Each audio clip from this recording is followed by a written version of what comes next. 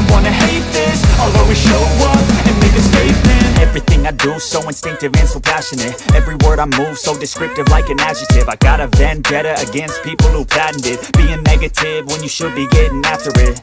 से कहता है तुम्हारे प्लान को छोड़कर टोटल 9 प्लान्स हो गए हैं, क्योंकि मैं इस वक्त 89 फ्लोर पर हूँ। ऐसे जिन्हों से कहती है जैसे ही आप 90 फ्लोर पर जाएंगे वहाँ पर आपको बहुत ज्यादा पावरफुल नाइट्स का सामना करना पड़ेगा, क्योंकि ऊपर वाले 10 प्लान्स बहुत ज्यादा पावरफुल है। अगर हम लोग उनके साथ निगोशिएशन करें तो क्या पता वो हमें अपनी एंट्री पास ऐसी दे दे। जिन्हों ऐसे से कहता है अगर मैं तुम्हारे प्लान से कमजोर होता तो क्या तुम लोग मेरे साथ निगोशिएशन करते, तुम लोग तो मुझे वहीं पर मार देते। जिन्हों के पास उनका ऐसे हैरान हो जाती है। जिन्हों से कहता है ये दुनिया ऐसी चलती है, अगर तुम स्ट्रॉन्ग नहीं हो तो तुम मारे जाओगे। साथ ही जिन्हों ऐसे से कहता है तुमने कहा था कि तुम्हारा रेडिस प्लान बहुत ज्यादा कमजोर है, अगर मैं बाकी सारे प्लान्स को हरा देता हूँ तो इसका मतलब तुम्हारा रेडिस प्लान ऊपर चला जाएगा। ऐसे से कहती है मेरे प्लान का नाम रेडिस नहीं रेडी है। ऐसे जिन्हों से कहती है लेकिन आपने मेरे प्लान को क्यों छोड़ दिया। जिन्हों से कहता है क्योंकि मुझे तुम पसंद आ गई हो। ये बात सुनकर वो फिर से चिढ़ाना शुरू कर देती है। जिन्हों कहता है मुझे लगता है मैंने फिर से कुछ गलत कह दिया। फिर जिन्हों 90 फ्लोर पर चला जाता है और कहता है जैसा कि ऐसे ने कहा था यहाँ के डीमंस बहुत ज्यादा पावरफुल है, नीचे वाले सारे फ्लोर्स के मुकाबले में यहाँ के डीमंस ज्यादा पावरफुल है। जिन्हों सारे फ्लोर्स को क्लियर करते हुए 97 फ्लोर पर चला जाता है। 97 फ्लोर तक पहुंचने तक जिन्हों का लेवल भी काफी ज्यादा बढ़ चुका है। जिन्हों का लेवल 90 पर पहुंच गया है। ऐसा जिन्हों को देखकर बहुत ज्यादा हैरान होती है और कहती है इस इंसान ने तो हमारे रैंक 5 के प्लान को बड़ी आसानी से हरा दिया। क्या सारे इंसान इतने ज्यादा स्ट्रॉन्ग होते हैं। जिन्हों से कहता है नहीं, सारे इतने ज्यादा स्ट्रॉन्ग नहीं होते, कुछ होते हैं। जिन्हों सोचता है हमारे कोरिया में मुझे लगता है कि सिर्फ 2 ही ऐसे हंटर्स हैं जो कि एस रैंक से ज्यादा पावरफुल है।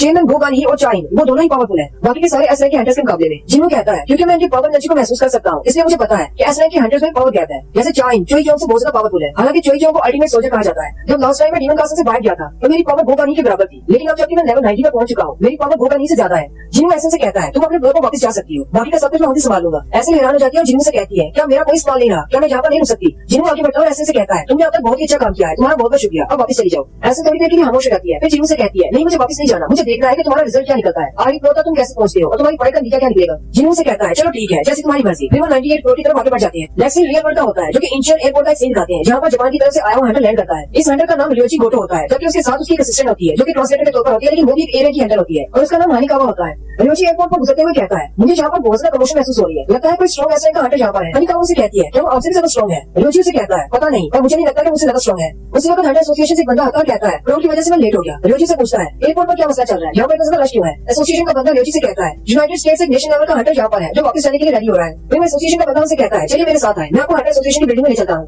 नेक्स्ट सीन हंटर एसोसिएशन की बिल्डिंग का होता है, जहाँ पर चेयरमैन गोगानी सामने बैठी होती है। रियोची गोटो भी उनके सामने जाकर बैठ जाता है और साथ ही रियोची के ग्रेड के बारे में बताया जाता है और कहा जाता है कि जापान में टोटल 21 एस रैंक के हंटर्स हैं, जिनमें से 11 सिर्फ रियोची के पास है। चेयरमैन गानी कहते हैं कोरिया में इस वक्त टॉप क्लास के 5 गिल्ड्स हैं जो कि पूरे कंट्री को संभाल रहे हैं, लेकिन पूरे जापान में सिर्फ एक ही बड़ा गिल्ड है जो कि पूरे कंट्री को संभाल रहा है। और इस बात में कोई शक नहीं कि चाइना के बाद जापान का गिल्ड सबसे बड़ा गिल्ड है। हानिकावा चेयरमैन से कहती है मैं इनकी बातों को ट्रांसलेट करूंगी, रियोची से हम जो कुछ भी बोलेंगे मैं उसे आपके सामने इंग्लिश में पेश करूंगी। हानिकावा रियोची की तरफ से चेयरमैन से कहती है कुछ दिन पहले आप लोगों को पता होगा एक चिमटी जेजू आइलैंड से जापान में आ गई थी और उसने बहुत ज्यादा तबाही मचाई। हम लोग जेजू आइलैंड को इस तरह नहीं छोड़ सकते, इसलिए हम लोगों ने फैसला किया है हम लोग कोरिया की मदद करेंगे। हम लोग अपने हंटर्स के साथ मिलकर और आपके हंटर्स के साथ मिलकर चौथी रेड करेंगे। रियोची चेयरमैन से कहती है मेरे यहाँ पर आने का यही मकसद है, मैं प्रपोजल लेकर आया हूँ, क्यों ना हम अपने एस रैंक के हंटर्स और आपके एस रैंक के हंटर्स को मिलाकर एक बड़ी सी टीम बनाए और जेजू आइलैंड को क्लियर करने की कोशिश करें। चेयरमैन रियोची से कहती है तुम्हारे कहने का मतलब है हम दोनों कंट्रीज मिलकर अपने हीरोज को वहाँ पर भेजें और ऐसी कानूनी पर हमला करें। चेयरमैन रियोची से कहती है मैं जो बहुत अच्छी तरह से जानता हूँ कि जापान के एस रैंक के हंटर्स काफी ज्यादा स्ट्रॉन्ग है, लेकिन जेजू आइलैंड पर जाना खतरनाक हो सकता है। रियोची चेयरमैन से कहता है हमें भी ये बात अच्छी तरह से पता है कि जेजू आइलैंड बहुत ज्यादा खतरनाक है, इसलिए हम लोगों ने प्लान बनाया है। हानिकावा आगे बढ़ती है और एक पेपर पर लिखा हुआ सारा डेटा मिस्टर चेयरमैन के सामने पेश करती है।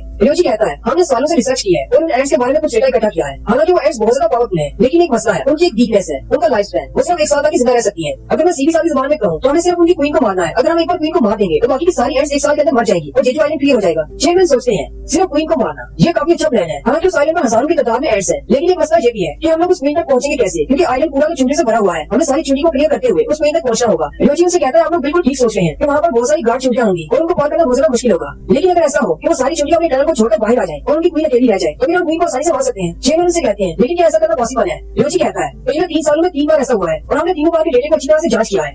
साउथ कोरिया के हंटर्स ने 3 बार रेड करने की कोशिश की थी और तीनों बार जब वो जेजू आइलैंड पर लैंड हुए चुनरियों ने अपनी टनल को छोड़ दिया और उनको हमला करने के लिए बाहर निकल आई, जबकि क्वीन उनकी वहाँ पर अकेली रह गई। एसोसिएशन वाले बॉस में बहुत ज्यादा हैरान हो जाती है। हानिकावा से कहती है हमने इसको बहुत ज्यादा एग्जामिन किया है, हम डिटेल रिपोर्ट आपको पेश कर रहे हैं, आप इसको उनकी चेक कर सकते हैं, ऐसा वाकई में हुआ है। रियोची उनसे कहते हैं मेरे टीम में 11 एस रैंक के हंटर्स हैं, उनमें से 10 एस रैंक के हंटर्स मुझे शामिल करके हम सारे 10 एस रैंक के हंटर्स आपके साथ इस रेड में हिस्सा लेंगे और हम लोगों का काम ये होगा हम सब लोग मिलकर उन सारी चुनरियों को टनल से बाहर निकालेंगे और आपके सोलर टनल के अंदर जाएंगे और जाकर एंड क्वीन को मारेंगे। चेयरमैन रियोची की बात सुनने के बाद सोचते हैं इसका प्लान तो काफी ज्यादा दमदार है। अगर 10 एस रैंक के हंटर्स उन सारी चुनरियों को बाहर निकालेंगे तो टनल में सिर्फ क्वीन रह जाएगी, हमारे हंटर्स उस क्वीन को मार सकते हैं। रियोची उनसे कहता है हमारे 10 हंटर्स टीम में बढ़ जाएंगे और आइलैंड के चारों तरफ फैल जाएंगे और अपनी पावर्स को रिलीज करते हुए उन सारी चुनरियों को बाहर निकाल लाएंगे। जैसे वो चुनरियां अपनी टनल को छोड़कर बाहर आ जाएंगी साउथ कोरिया के हंटर्स हेलीकॉप्टर में वहाँ पर लैंड करेंगे और सीधे टनल के अंदर जाकर जाकर चुंडियों की क्वीन को मार देंगे। चेयरमैन कहते हैं इस प्लान में वाकई में दम है, ऐसा हो सकता है, लेकिन मुझे एक बात की समझ नहीं आ रही, रियोजी गोटो को बंद करने को क्यों तैयार है और जो अपने 10 एस के हंटर्स को क्यों लेकर आ रहा है, जानने को अपने साथ क्यों नहीं ला रहा, जबकि उसी वक्त रियोजी भी यही सोच रहा होता है अगर एक बार मैंने एस की डंडे को क्लियर कर लिया तो फिर मुझे भी एक नेशन लेवल का हंटर बना दिया जाएगा, क्योंकि नेशन लेवल के हंटर उन्हें कहा जाता है जिन्होंने कम से कम एक बार एस की डंडे को क्लियर किया हो। और इस वक्त जापान को एक नेशन लेवल के हंटर की बहुत ज्यादा जरूरत है, जो कि मैं बनने वाला हूँ। साउथ कोरिया मेरे इस प्लान को मना कर ही नहीं सकता, मेरा प्लान बिल्कुल परफेक्ट है। हालांकि मुझे पता है कि मेरा रास्ता बिल्कुल भी ठीक नहीं है, लेकिन मैं क्या कर सकता हूँ, मुझे नेशन लेवल का हंटर बनना है। जबकि चेयरमैन गानी ये सोच रहे होते हैं जापान के मुकाबले में साउथ कोरिया में सिर्फ 8 एस के हंटर्स हैं। मैं काफी ज्यादा बुरा हो चुका हूँ, मैं रेड में हिस्सा नहीं ले सकता। मीन प्यांगू जो कि रिटायर हो चुका है वो भी हिस्सा नहीं ले सकता, इसलिए हमारे पास सिर्फ 6 एक्टिव हंटर्स बचते हैं जो कि इस रेड में हिस्सा ले सकते हैं। मुझे नहीं लगता कि हम अपने 6 एस के हंटर्स के साथ चुंडियों की क्वीन को मार सकते हैं, लेकिन कहानी चेंज हो जाएगी अगर संजीव हमारे साथ मिल जाता है और वो इस रेड को ज्वाइन करके चेजू आइलैंड पर जाता है, क्योंकि जिनू बहुत ज्यादा पावरफुल है, क्योंकि उसने ए रैंक की डंजन के बॉस को अकेले हराया था। लेकिन हम जिनू के लिए इंसान नहीं कर सकते क्योंकि वो चिड़िया बहुत ही तेजी से इवॉल्व हो रही है, पता नहीं कब तक वो सारी पंख निकालकर उड़ना शुरू कर दे। हमें जल्दी से जल्दी को खत्म करना होगा, हमारे पास ज्यादा टाइम नहीं है। चेयरमैन गानी रियोजी से कहते हैं हम लोग तुम्हारे डेटा को चेक करेंगे और उसके बाद एक प्लान बनाएंगे और जल्दी जापान वालों से कांटेक्ट करेंगे। नेक्स्ट सीन फिर से डीमन कासर का होता है, जिनू को दिखाया जाता है जो कि 100 फ्लोर पर पहुंच जाता है और उसका लेवल भी दिखाया जाता है, उसका लेवल 93 पर पहुंच गया है। जिनू जैसे ऊपर की तरफ देखता है तो एक बड़े से ड्रैगन के ऊपर डीमन किंग बैठा होता है जिसका नाम बैरन है। जिनू बैरन की तरफ देखता है, कहता है ये तो बहुत ज्यादा स्ट्रॉन्ग है, क्या मैं इसे जीत सकता हूँ। और यही बार एपिसोड का ऐसा भी दिखाया जाता है कि जिनू 93 लेवल पर है, जो कि वहीं पर एक बड़े से ड्रैगन पर बैरन आता है जो कि डीमन किंग है। ऐसे भी डीमन किंग की तरफ देखते हुए कहती है ये तो बहुत ज्यादा स्ट्रॉन्ग है, मुझे इंटेंस ब्लडलस महसूस हो रहा है, मैं पहली बार डीमन किंग को देख रही हूँ। जिनू ऐसे की तरफ देखता हुए कहता है इसकी इतनी ज्यादा पावर है कि ऐसे भी इसको महसूस कर सकती है, वो भी बेचारी कांप रही है। जिनू बैरन की तरफ देखता हुए कहता है ये तो एक ऐसा दुश्मन है जो कि उड़ सकता है, ये फाइट थोड़ी सी मुश्किल होने वाली है। उसके ड्रैगन का नाम विब्रेंट काइसर होता है। जिनू साथ ही ड्रैगन की तरफ देखकर कहता है ये तो एक विब्रेंट ड्रैगन है। यहाँ पर मैंने डीमंस के अलावा सिर्फ एक घोड़े को देखा है और इसके अलावा इस ड्रैगन को देख रहा हूँ। साथ ही जिनू कहता है अगर ये डीमन नहीं है तो इसका मतलब मैं इस ड्रैगन के शैडो को एक्सट्रैक्ट कर सकता हूँ और ये तो बहुत ही अच्छा रहेगा, मेरे पास भी एक उड़ने वाला शैडो आ जाएगा। डीमन किंग वापस से हवा में चला जाता है और अपनी तलवार को सामने की तरफ करते हुए अपने स्किल को एक्टिवेट करता है, जिससे बहुत सारे गेट्स ओपन होते हैं और उनमें से डीमन आर्मी बाहर निकलती है। उन बड़े बड़े गेट्स में से डीमन सोल्जर्स और डीमन नाइट्स निकलते हैं जो कि काफी ज्यादा स्ट्रॉन्ग होते हैं। जिनू सामने की तरफ देखकर कहता है डीमन नाइट्स और डीमन जनरल ये कम से कम किसी ए रैंक के लेवल के हंटर के बराबर तो होंगे, लेकिन असल मसला ये है कि यहाँ पर बहुत सारे डीमंस हैं जिनका मुझे मुकाबला करना पड़ेगा। यहाँ पर कम से कम 100 से ज्यादा है। ऐसे जिनू से कहती है सर अब हम लोग क्या करेंगे, वो डीमंस को आगे बढ़ रहे हैं। जिनू से कोई भी जवाब नहीं देता और उसे कहता है एक मिनट रुको। डीमंस की आर्मी उसके करीब आती जा रही होती है, जैसे ही उसे थोड़ा सा करीब पहुंच जाती है जिनू अपने डीमन लुनाश एरिया इफेक्ट को एक्टिवेट करता है। जिनू का लेवल अप होने की वजह से उसका एरिया इफेक्ट भी काफी ज्यादा बड़ा हो जाता है। साथ ही जिनू अपने शैडो सोल्जर्स को बाहर निकाल लेता है और उन सबको अटैक करने का कहता है। और आप सबको पता होगा इस एरिया इफेक्ट के अंदर डीमन सोल्जर्स के स्टैट्स 50% तक बढ़ जाती है, यानी कि उनकी पावर 50% बढ़ जाती है। जिनू के सारे सोल्जर्स डीमन आर्मी को मारना शुरू कर देते हैं। जिनू के सारे जनरल भी अच्छे से फाइट कर रहे होते हैं, जबकि टर्स भी अपने क्रिस्टल को इस्तेमाल करते हुए हाइवेन ऑफ कंबशन इस्तेमाल करता है, जिससे एक जबरदस्त फायर इफेक्ट पैदा होता है और सामने से बहुत सारे डीमंस बच जाते हैं। ऐसे में ये देखकर बहुत ज्यादा हैरान हो जाती है और कहती है मैं जिनू के साथ 89 फ्लोर से यहाँ पर आई हूँ, लेकिन मैं पहली बार जिनू को फाइट करते हुए देख रही हूँ, ये तो बहुत ज्यादा अमेजिंग है। लेकिन साथ ही ऐसे बैरन की तरफ देखती है और कहती है ये तो इस जगह का किंग है, जबकि जिनू एक मॉन्स्टर है जो कि हमारे डीमंस को मार रहा है। मुझे किसका साथ देना चाहिए, अपने किंग का या फिर जिनू का।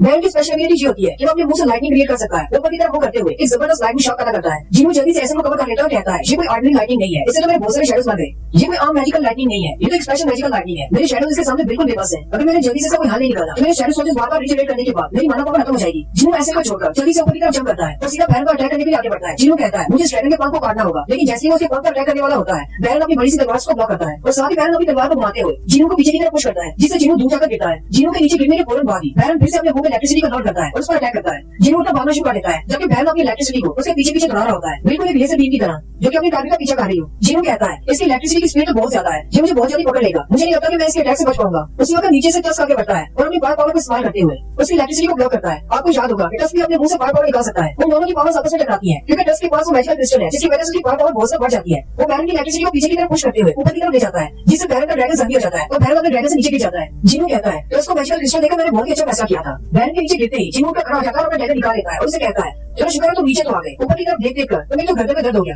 डीमन किंग नीचे उतरने के बाद भी अपने मुंह से इलेक्ट्रिसिटी फायर कर रहा होता है और जिनू के बहुत सारे सोल्जर्स को मार देता है। जिनू कहता है मेरे सोल्जर्स के मरने की वजह से मेरे माना पॉइंट्स कम होते जा रहे हैं और मुझे इनको रिप्लेनिश करने का टाइम ही नहीं मिल रहा। जिनू कहता है मेरे जनरल को जितनी बार रीजनरेट होना पड़ता है उतना ज्यादा मेरा माना कंज्यूम होता है। छोटे सोल्जर्स के लिए मुझे कम माना की जरूरत है, लेकिन इंक्रीज स्ट्रेंथ और ट्रस्ट के लिए मुझे बहुत ज्यादा पावर की जरूरत है। उसी वक्त आयरन आगे बढ़ता है और बैरन पर अटैक करता है, लेकिन बैरन भी बहुत ज्यादा पावरफुल है, वो आयरन को खत्म कर देता है। फिर आयरन के फौरन बाद इंग्लिश पर अटैक करता है, लेकिन बैरन इंग्लिश की तलवार को अपने एक ही हाथ से पकड़ लेता है और अपने मुंह से इलेक्ट्रिसिटी निकालते हुए इंग्लिश को भी मार देता है। यानी इंग्लिश भी वापस चला जाता है। असल में यहाँ पर शैडोज के लिए मरने का लफ्ज इस्तेमाल कर रहा हूँ, लेकिन ये शैडोज मार नहीं सकते, ये दोबारा से रीजनरेट हो जाती है। जिनू उठता है और अपने वाइडर स्ट्राइक इफेक्ट को इस्तेमाल करते हुए अपने डैगर के साथ बैरन पर अटैक करता है, लेकिन बैरन अपनी बड़ी तलवार को सामने करते हुए उसके अटैक को ब्लॉक करता है। जिनू कहता है मेरी वाइडर स्ट्राइक को भी इसने ब्लॉक कर दिया। उसी वक्त बैरन आके अपना हाथ बढ़ाता है और जिनू को सर से पकड़कर ऊपर उठा लेता है। बैरन जैसे ही अपने दूसरे हाथ में पकड़ी हुई तलवार से जिनू को मारने लगता है, उसी वक्त इंग्लिश फिर से निकलता है और अपनी तलवार से उसकी तलवार के अटैक को ब्लॉक करता है। जिनू जल्दी से अपने नाइफ को उसके सीने में लगा देता है। दूसरी तरफ से इंग्लिश भी अपनी तलवार को उसके बाजू में लगा देता है, जो कि उसके बाजू की आत्मा हो जाती है। बैरन के दूसरे हाथ से उसकी तलवार छूट जाती है। इससे बैरन बहुत ज्यादा गुस्सा हो जाता है और बुलाते हुए अपनी इलेक्ट्रिसिटी की पावर को चारों तरफ रिलीज करता है उसकी इलेक्ट्रिसिटी से बचते हुए। जीनू का फायर रेजिस्टेंस वाला रोग जो कि उसने स्पेशल खरीदा था वो भी सारा जल जाता है। बैरन अपनी मैजिकल पावर से इस्तेमाल करते हुए अपने हाथों में तो मैजिकल स्वर्ड बना लेता है। जीनू भी अपने दूसरे हाथ में नाइट रेन डैगर को निकाल लेता है और फिर वो दोनों फाइट के लिए रेडी हो जाते हैं और बड़ी स्पीड के साथ एक दूसरे के सामने आगे बढ़ते हैं और वो दोनों एक दूसरे की तलवार के अटैक को ब्लॉक करते हैं। एक तरफ से बैरन अटैक करता है और एक तरफ से जीनू अटैक करता है। फिर वो दोनों ही बड़ी स्पीड के साथ एक दूसरे के ऊपर अटैक करते हैं। जीनू बैरन के बिल्कुल सामने खड़ा होता है। बैरन अपने मुंह में दोबारा से इलेक्ट्रिक शॉक क्रिएट करता है और उसको फायर करने लगता है। जीनू कहता है इतने डिस्टेंस से मैं बच नहीं पाऊंगा। बैरन जैसे ही अपनी इलेक्ट्रिक बीम को छोड़ता है जीनू अपने नाइफ को सामने करते हुए उसको डॉज करता है जिससे वो बीम ऊपर की तरफ डिटेक्ट हो जाती है। लेकिन जीनू के हाथ से दोनों डैगर छूट जाते हैं। बैरन फिर से अपनी तलवार का वार करता है। जीनू जल्दी से उसको बाजू से पकड़ लेता है। जीनू ने बैरन के दोनों बाजू को पकड़ रखा होता है ताकि वो तलवार से उस पर अटैक न कर पाए। लेकिन बैरन फिर से अपने मुंह में इलेक्ट्रिक शॉक क्रिएट करता है और जीनू को बीम छोड़ने वाला होता है। जीनू कहता है इसकी मानव पावर तो बहुत ज्यादा है, ये हथौड़े का नाम ही नहीं ले रही। लेकिन बैरन के शूट करने से पहले ही ऐसे ही उसके ऊपर अपनी तलवार फेंकती है जिससे बैरन का ध्यान उसकी तरफ हो जाता है। जीनू उसी वक्त मौका देकर अपनी डोमिनेटेड टच इफेक्ट को एक्टिवेट करता है और अपनी स्ट्रेंथ को इस्तेमाल करते हुए उसके दोनों बाजू को काट देता है। जीनू उसके दोनों बाजू को काटने के फौरन बाद उसकी थोड़ी के नीचे पंच मारता है और जीनू की स्ट्रेंथ क्योंकि बहुत ज्यादा होती है इस वजह से बैरन बेचारे का सर उठ जाता है और वो मर जाता है। और साथ ही विंडो ओपन होती है। जीनू से कहा जाता है कि तुमने डीमन किंग बैरन को हरा दिया है। बैरन के मरते साथ ही जीनू की क्वेस्ट पूरी हो जाती है। जीनू वहीं पर बैठ जाता है और ऐसे से कहता है जल्दी से जाकर अपने फादर को बताओ कि तुम्हारा रेडिस क्लैन अब टॉप प्लेस पर है। ऐसे घोषणा हैरान हो जाती है। जीनू से कहती है मेरे क्लैन का नाम रेडिस नहीं रेडिन है। डीमन किंग को मारने के बाद जीनू का लेवल दिखाया जाता है जो कि 97 तक पहुंच चुका है। अब जीनू के पास सिर्फ 3 लेवल्स रह गए हैं 100 तक पहुंचने के लिए। जीनू आराम करने के लिए बैठ जाता है जबकि उसके शैडो सोल्जर्स वहां से आने वाले सारे माना क्रिस्टल्स और सारी लूट को इकट्ठा करना शुरू कर देते हैं।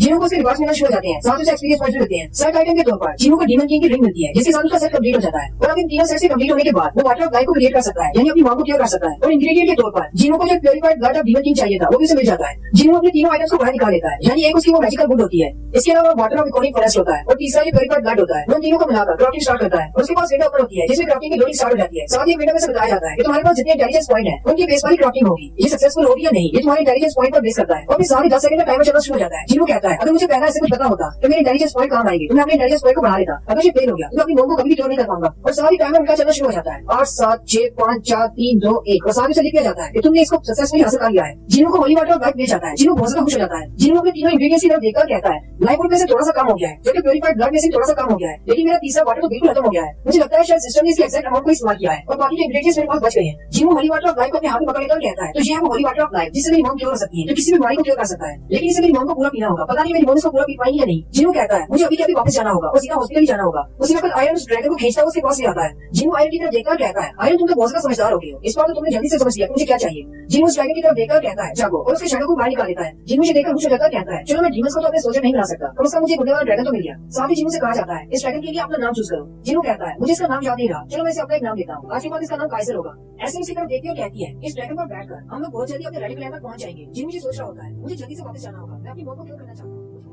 शैडो एक्सचेंज का होता है लेकिन जीनू अपने शैडो के साथ अपनी बॉडी का एक्सचेंज कर सकता है चाहे वो कहीं पर भी हो, लेकिन एक बार बॉडी एक्सचेंज करने के बाद उसे 3 महीने तक इंतजार करना होगा। जीनू कहता है ये तो बेसिकली टेलीपोर्टेशन जैसा ही है। जीनू अपने सोल्जर से कहता है तुम सबने बहुत ही अच्छा काम किया। साथ में ऐसे से कहता है मुझे लगता है कि तुम्हें वापस अकेले जाना पड़ेगा क्योंकि मुझे बहुत जरूरी काम है इसलिए मैं यहाँ से जा रहा हूँ। ऐसे से कहती है तो फिर पार्टी का क्या होगा। जीनू से कहता है तुम्हारा प्लान 80 फ्लोर पर है, अब मैं वापस नहीं जाने वाला, वो भी सिर्फ पार्टी के लिए। साथ ही जीनू ऐसा को बाय बोलकर कहता है अगर तुम्हारा कभी मौका मिला तो तुम्हें जरूर देखने के लिए आऊंगा। जीनू अपने नए मिलने वाले शैडो एक्सचेंज स्किल को एक्टिवेट करता है और अपने शैडो के साथ एक्सचेंज होकर अपनी गली में चला जाता है। जीनू कहता है ये तो मेरी गली है, मैं तो वाकई में टेलीपोर्ट होकर जहाँ पर आ गया और सारी टाइमर चलना शुरू हो जाता है। उसको 3 घंटे के बाद दोबारा स्किल एक्टिवेट हो सकता है। जीनू अपने शैडो सोल्जर्स में से काइसर यानी कि ड्रैगन को बाहर बुलाता है और उसके ऊपर बैठकर उसके वजह से हॉस्पिटल की तरफ निकल पड़ता है। नेक्स्ट सीन हंटर्स एसोसिएशन की बिल्डिंग का होता है जहाँ पर मिस्टर वुचिन जवान वालों की तरफ से दिए हुए डेटा को एनालाइज कर रहे होते हैं और कहते हैं यहाँ पर उनकी तरफ से भेजी की सारी वीडियोस हैं जो कि सैटेलाइट से ली गई हैं। चेयरमैन गोगा नहीं कहते हैं इसका मतलब जापान वाले बिल्कुल ठीक कह रहे थे। तीनों बार जब साउथ कोरिया वालों ने वहाँ पर रेड करने की कोशिश की थी सारी चीजें अपनी तरह से बाहर निकल आई थी। सारी की क्वीन और उसके गार्ड्स के मिस्टर जिनों से कहते हैं तीनों बार हम जब वहाँ पर पहुंचे थे तीनों बार चींटियों की शेप चेंज थी, इसका मतलब वो इवॉल्व कर रही है, लेकिन हर बार उनका लाइफ स्पैन सिर्फ 1 ही साल का रहता है। चेयरमैन मिस्टर वुचिन से पूछते हैं कितने % चांस है कि वो सारी चींटियां वापस टनल में आ जाए इससे पहले कि क्वीन को मारा जाए। मिस्टर वुचिन कहते हैं जापान वालों ने कहा है कि वो सिग्नल चैनिंग टेक्निक इस्तेमाल करेंगे क्योंकि चींटियां एक दूसरे के साथ सिग्नल से बात करती हैं, इसलिए वो ऐसे मैजिक का इस्तेमाल करेंगे जिससे उनकी कम्युनिकेशन ठप हो जाएगी।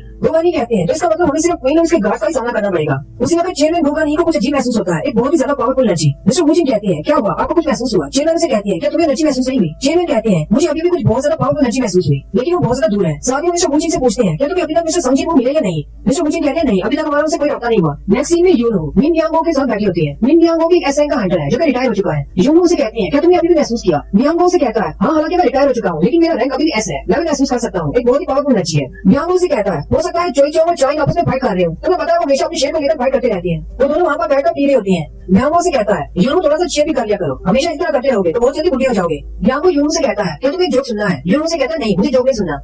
यूनो मियांगो की तरफ देखकर कहता है ये तो बहुत ज्यादा अजीब है, ये पहला एसएन का हंटर है जो कि इतना ज्यादा यंग होने के बावजूद रिटायर हो गया है। ये न सिर्फ अभी जवान है बल्कि ना तो कहीं से जख्मी है और इससे कुछ भी नहीं हुआ, ये अपने आप ही रिटायर हो गया। पता नहीं इसने क्या सोच के अपने आप को रिटायर करने की सोची। हालांकि एसएन के हंटर्स बहुत ज्यादा पैसा कमा सकते हैं और ऐसा भी नहीं है कि ये पैदाइशी तौर पर बहुत ज्यादा अमीर है। बियांगो यूनू से कहता है, क्या तुम वाकई में जेजू आइलैंड की रेड पर जाना चाहती हो? यूनू से कहता है, हाँ बिल्कुल मैं जाना चाहता हूँ। बियांगो से कहता है, लास्ट टाइम की रेड में तुम्हें याद है उनसो कैसे मारा गया था, वो भी इन चोटियों के हाथों, क्या तुम भी वापस वहीं पर जाना चाहती हो? यूनू से कहता है, मैं इसीलिए तो वहाँ पर जाना चाहता हूँ। अगर हमने चोटियों को इसी तरह छोड़ दिया तो उनके पार निकल रहे हैं, वो बहुत जल्दी कोरिया पहुंच जाएंगी और सारे लोग मारे जाएंगे। बियांगो से कहता है, तुम अपने देश से इतना प्यार कब से करने लगे? यूनू से कहता है, मैं तो बस एक बहाना ढूंढ रहा हूँ, मुझे वैसे भी ये करना ही करना है। बियांगो से कहता है, लेकिन मैं तुम्हारे साथ नहीं जाऊंगा। अगर तुम मुझे यहाँ पर कन्विंस करने के लिए आए हो तो मैं तुम्हें बता दूं, मैं तुम्हारे साथ नहीं जाने वाला। यूनू से कहता है, ऐसी कोई बात नहीं, मैं तो यहाँ पर तुम्हें आगे देखने के लिए आया हूँ। वहाँ पर हमारे